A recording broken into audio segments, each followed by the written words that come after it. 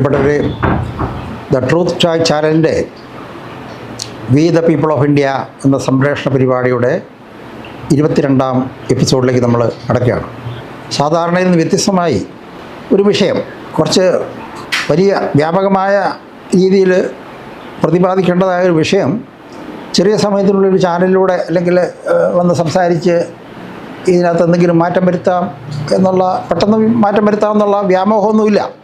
പക്ഷേ ഇത് നിങ്ങൾ ഒരാൾ കേൾക്കുക, ഒരാളത് രണ്ടുപേരോട് പറയുക, രണ്ടുപേരത് 4 പേർ 2 പേരോട് പറയുക. അപ്പോൾ അങ്ങനെ ഒരു ജിയോമെട്രിക്കൽ പ്രോഗ്രഷൻ ഉണ്ടാകും. ഇതൊരു എന്തായാലും പറഞ്ഞൊരു കൺസേണാണ്, നമുക്കൊരു ആശങ്കയാണ്. പിന്നെ പോലെ ഒരാൾ സ്വാതന്ത്ര്യം ലഭിച്ച ആ കാലഘട്ടത്തിൽ ജനിച്ച് ഈ സമൂഹത്തിൻ്റെ വളർച്ചയെ നോക്കിക്കണ്ട് അതിനകത്തുനിന്ന് ചില ബുദ്ധിമുട്ടുകൾ മാനസികമായ ചില ബുദ്ധിമുട്ടുകൾ അനുഭവിക്കുന്ന ഒരു വ്യക്തി എന്ന നിലയ്ക്ക് ഞാനീ പറഞ്ഞു വരുന്ന കാര്യങ്ങൾ നിങ്ങൾ മനസ്സിരുത്തി ചിന്തിക്കുക. അപ്പോൾ നമുക്കറിയാം, നമ്മുടെ ജനാധിപത്യത്തിൽ നിങ്ങൾ ക്ലാസ്സുകളിൽ പഠിക്കുന്നുണ്ടത് നമ്മുടെ ജനാധിപത്യം 4 തൂണുകളിലാണ് നിൽക്കുന്നത്: legislature, executive, judiciary, press, media. ഇപ്പം 4 തൂണുകൾ നാട്ടി നിർത്തേണ്ട ഒരു പ്രസ്ഥാനമാണ് ജനാധിപത്യം. ഇതിലേതെങ്കിലും ഒരു തൂണിന് ക്ഷീണം സംഭവിച്ചാൽ, കേടുപാടുകൾ സംഭവിച്ചാൽ നമ്മുടെ ജനാധിപത്യം തകരുകയാണ്.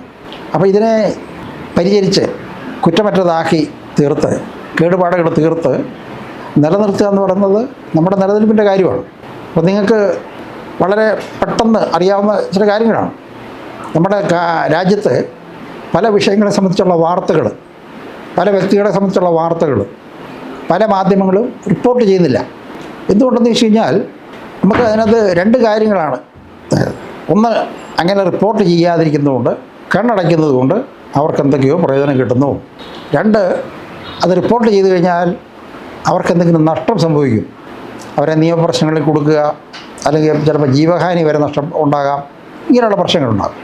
അപ്പോൾ ഈ രാജ്യത്തിൻ്റെ മറ്റ് 3 പില്ലറുകൾ, 3 ഭരണഘടനാ സ്ഥാപനങ്ങൾ, അവിടെ ഉണ്ടാകുന്ന തെറ്റുകുറ്റങ്ങൾ ജനങ്ങളെ അറിയിക്കാനുള്ള ഏറ്റവും വലിയൊരു ബാധ്യത മീഡിയയ്ക്കാണ്, മാധ്യമം.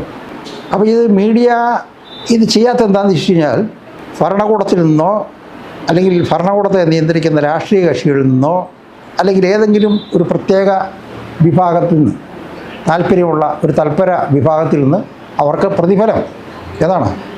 കണ്ണടപ്പ് കൂലി. നമ്മളിതിൻ്റെ മുമ്പത്തെ ഒരു എപ്പിസോഡ് പറഞ്ഞു.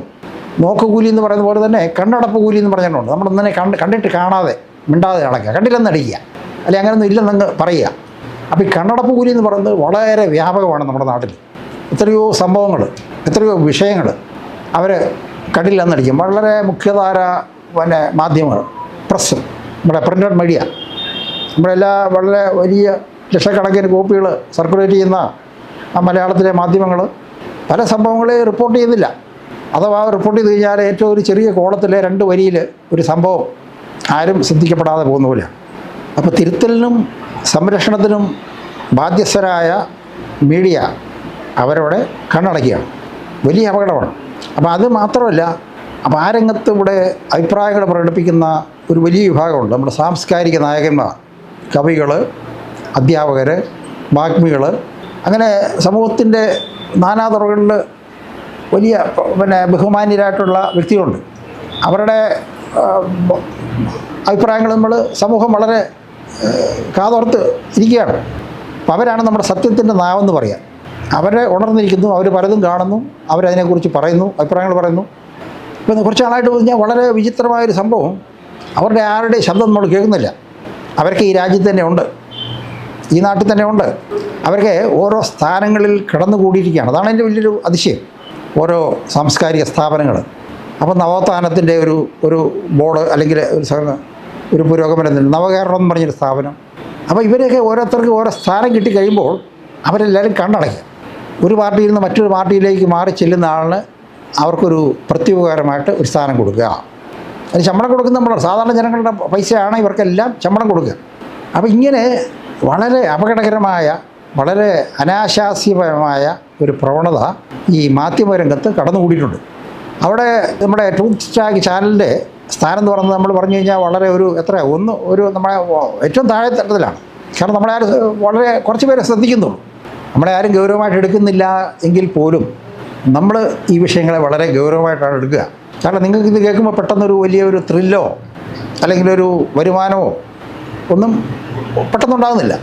പക്ഷേ ഇത് വരും കാലത്തിൽ നിങ്ങളുടെ അടുത്ത തലമുറയുടെയോ ഭാവി നിർണ്ണയിക്കപ്പെടുന്ന ചില കാര്യങ്ങളാണ് നമ്മളിവിടെ ഈ ട്രൂത്ത് ചാറ്റ് ചാനലിലൂടെ നിങ്ങളുമായിട്ട് പങ്കുവെക്കുക. അപ്പോൾ നിങ്ങളൊരു പത്രം, ഏതെങ്കിലും ഒരു പത്രം നിങ്ങൾ വായിക്കുന്നവരായിരിക്കും. എല്ലാ വീട്ടിലും പത്രം വരുന്നുണ്ട്.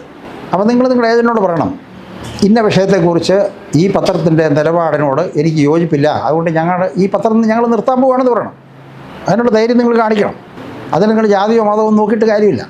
ഞാൻ മറ്റു സോഴ്സിൽ നിന്ന്, മറ്റു മാർഗങ്ങളിൽ നിന്ന് ഞാൻ മനസ്സിലാക്കിയിരുന്ന വ്യത്യസ്തമായ കാര്യങ്ങളാണ് നിങ്ങളുടെ പത്രം പ്രസിദ്ധീകരിക്കാതിരിക്കുന്നതോ അല്ലെങ്കിൽ പ്രസിദ്ധീകരിക്കുന്നതോ. അതുകൊണ്ട് നിങ്ങൾ മാറ്റം വരുത്തണം, ഇല്ലെങ്കിൽ ഞാൻ ഈ പത്രത്തിൻ്റെ വരിക്കാരിൽ നിന്ന് മാറുകയാണ്. അവിടെ വലിയ മാറ്റം ഉണ്ടാകും. പത്രക്കാർ മാറി ചിന്തിക്കും. കാരണം ഈ പരസ്യത്തിൽ നിന്നുള്ള വലിയ വരുമാനം, ഈ വരിസംഖ്യ, ഇതെല്ലാം കൊണ്ടാണ് അവർ ഒരു സാമ്രാജ്യം, ഓരോ പത്രമാധ്യമങ്ങളും ഓരോ സാമ്രാജ്യമായിട്ട് മാറിയിരിക്കുകയാണ്.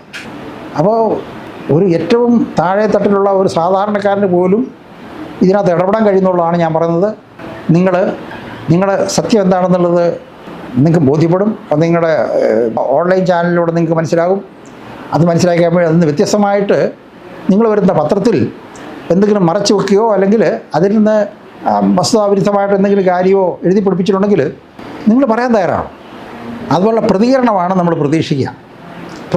പ്രതികരിക്കാതെ നമ്മൾ എല്ലാത്തിനും ഒരു വളരെ മീക്കായിട്ട് നമ്മുടെ കഴുത്ത് വേണേൽ വെട്ടിക്കോ എന്നുള്ള മട്ടിൽ നിന്ന് കഴിഞ്ഞാൽ ആട്ടുകൂട്ടി നിൽക്കുന്നവരെ നിൽക്കാം.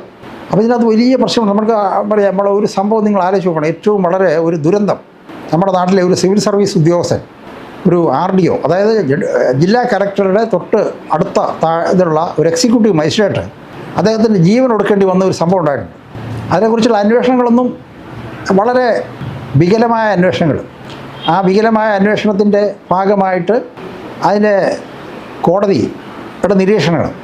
അപ്പോൾ ഇത് നിങ്ങൾക്ക് എല്ലാം അറിയാവുന്ന കാര്യമാണ്. ഒരു ഭാര്യയും ആ മരിച്ചുപോയ ആളുടെ 2 പെൺമക്കളും അവർ നിരാലംബരായിട്ട് ജീവിക്കുന്ന ഒരു രാജ്യത്ത് ജനാധിപത്യം ഉണ്ടെന്ന് നമുക്കെങ്ങനെ പറയാൻ കഴിയും? ഭരണഘടന അനുസൃതമായിട്ട് കാര്യങ്ങൾ നീങ്ങുന്നുണ്ടെന്ന് നമുക്കെങ്ങനെ പറയാൻ കഴിയും? ഇതാണ് നമ്മുടെ പ്രശ്നം. നീതി നിർവഹണം നടക്കുന്നില്ല, അല്ലെങ്കിൽ അവർ കണ്ണടയ്ക്കുന്നു. നിങ്ങൾ ആലോചിച്ച് നോക്കുക. അന്വേഷണ ഉദ്യോഗസ്ഥന്മാർ വഴിതെറ്റിക്കുന്നു, അന്വേഷണത്തിൻ്റെ ഫലഭാഗങ്ങളെ വിട്ടുകളയുന്നു. വേറൊരു അന്വേഷണ സംവിധാനത്തിലേക്ക് ആ കൂട്ടരെ ആവശ്യപ്പെട്ട് അതിൽ വേണ്ടാന്ന് പറയുന്നു. അതിന് അപ്പീലിന് പോകുന്നു. അപ്പീൽ കോടതി അത് പറയുന്നു, കുറ്റമറ്റ അന്വേഷണമാണ് നടത്തുന്നത് എന്ന് പറയുന്നു. സുപ്രീം കോടതിയിൽ പോയിട്ടും ആ കേസ് അവർക്ക് അനുകൂലമായിട്ടൊരു അന്വേഷണം നടത്തിക്കൊണ്ട് ആരെയും തൂക്കിക്കൊല്ലാൻ പോകുന്നില്ല.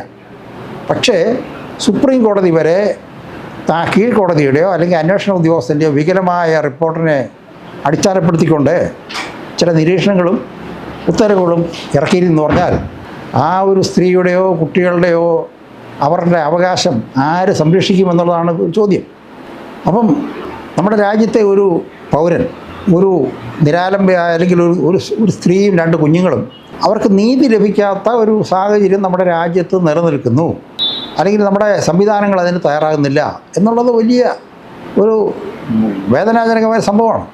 അവർക്ക് അന്തർദേശീയ കോടതികളിലൊന്നും പോകാനാവില്ല. കാരണം നമ്മൾ ഒരു ജനാധിപത്യ രാഷ്ട്രമാണ്, റിപ്പബ്ലിക്കാണ്, പരമാധികാര രാഷ്ട്രമാണ്. ഭരണഘടന സുപ്രീം കോടതിയാണ് അന്തിമമായിട്ട് നമ്മുടെ കേസിനെ സംബന്ധിച്ച് വിധി പറയേണ്ടത്. സുപ്രീം കോടതി പറഞ്ഞ ഒരു നിരീക്ഷണം നമ്മളെ ആരെയും ഞെട്ടിപ്പിക്കുന്നത്. എല്ലാ കേസുകളും അങ്ങനെ CBIക്ക് വിടാൻ സാധിക്കില്ല.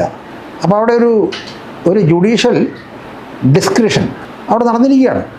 അപ്പോൾ ഇതൊക്കെ നമ്മുടെ ഓരോരുത്തരുടെയും ചിന്തയിൽ വരേണ്ട കാര്യങ്ങളാണ്. എൻ്റെ വീട്ടിൽ സംഭവിച്ചില്ല എന്ന് വിചാരിച്ചുകൊണ്ട് നമുക്ക് സമാധാനിക്കാനൊക്കെയില്ല. അപ്പോൾ ഇതുപോലുള്ള വിഷയങ്ങളൊക്കെ നമ്മൾ ഈ ചാനലിലൂടെ നിങ്ങളുടെ മുമ്പിലെത്തിക്കും. നിങ്ങളുടെ ചിന്തയ്ക്ക് വിധേയമാകണം. ഈ ജനാധിപത്യം നിലനിർത്താനായിട്ട് ഓരോരുത്തർക്കും കർത്തവ്യം, കടമയുണ്ട്. അടുത്ത എപ്പിസോഡിൽ കൂടുതലായിട്ട് ഈ കാര്യങ്ങളെക്കുറിച്ച് സംസാരിക്കുന്നതായിരിക്കും.